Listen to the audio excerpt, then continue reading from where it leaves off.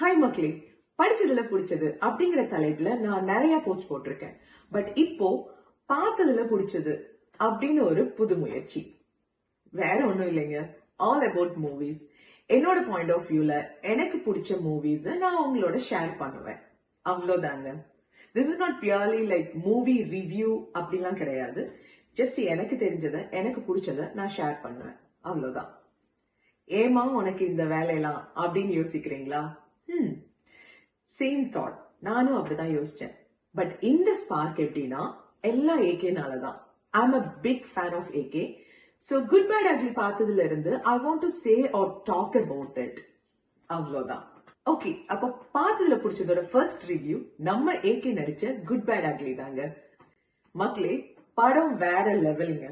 எனக்கு ரொம்ப பிடிச்சிருந்தது. It's not because I am AK fan. எல்லாருக்கும் தெரியும் இந்த movie is all about AK comeback. டீசர்ல, ட்ரைலர்ல இத பத்தி தான் எல்லாமே சொல்லியிருந்தாங்க இல்லையா? அதை பார்த்தவங்களுக்கு அது நல்லாவே புரிஞ்சிருக்கும். So what they showed in the trailer is what exactly the movie is.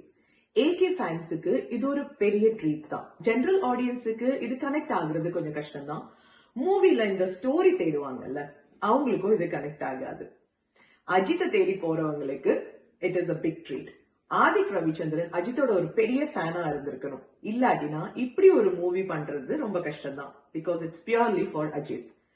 மூவில சாங்ஸ், அதுவும் இந்த ரெட்ரோ சாங்ஸ் இப்போலாம் வந்துட்டு இது ஒரு ட்ரெண்டா வந்துட்டு இருக்கு இல்லையா? பெரிய மூவிஸ்ல வந்துட்டு இந்த ரெட்ரோ சாங்ஸ் உள்ள கொண்டுட்டு வருது. So that was really good. நான் நல்லா என்ஜாய் பண்ணேன். அதுவும் நம்ம தலை வந்து அந்த சாங்ஸுக்கு என்ட்ரி ஆகும் போதெல்லாம் வந்துட்டு வேற லெவல் ஒரு கூஸ் பம்ப்ஸ் தான் எனக்குலாம்.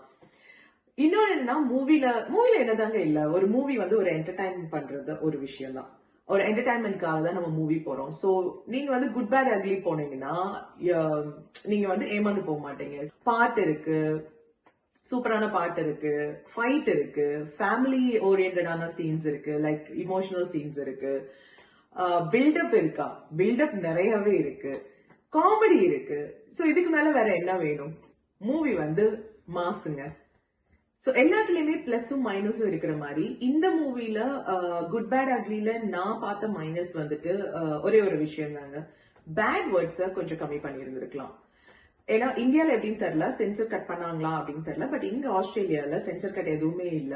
அஸ் அ மாம், எனக்கு வந்துட்டு என் குழந்தைய கூட்டிட்டு போகும்போது இந்த பேட் வேர்ட்ஸ் ஒன்னு ரெண்டு வரலாம். ஐ ஃபெல்ட் லைக் நிறைய இடத்துல பேட் வேர்ட்ஸ் யூஸ் பண்ண மாதிரி இருந்துச்சு. சோ திரும்ப திரும்ப அது வந்து குழந்தைங்களுக்கு அது பதியும். அது ஒண்ணுதான் எனக்கு இதுல மைனஸா இருந்தது. மத்தபடிக்கு மூவி வந்துட்டு செம்மையா இருந்துச்சுங்க. நிறைய பேர் சொன்னாங்க மூவி வந்து ஃபுல்லாவே பில்டப் தான் அப்படின்னு. எஸ், அதுதான். டீசர்ல ட்ரைலர்ல பார்க்கும்போது உங்களுக்கு தெரியலையா? This is completely buildup movie for AK. இது வரைக்கும் மூவி பார்க்காதவங்க, மத்த ரிவ்யூஸ் எல்லாம் பார்த்துட்டு பார்க்கலாமா வேண்டாமா அப்படின்னு யோசிச்சுட்டு இருக்கிறவங்க கண்டிப்பா போய் மூவி பாருங்க. இது ஒரு நல்ல என்டர்டைன்மெண்ட் மூவி. கண்டிப்பா போய் இந்த மூவியை பாருங்க. Tata, bye bye.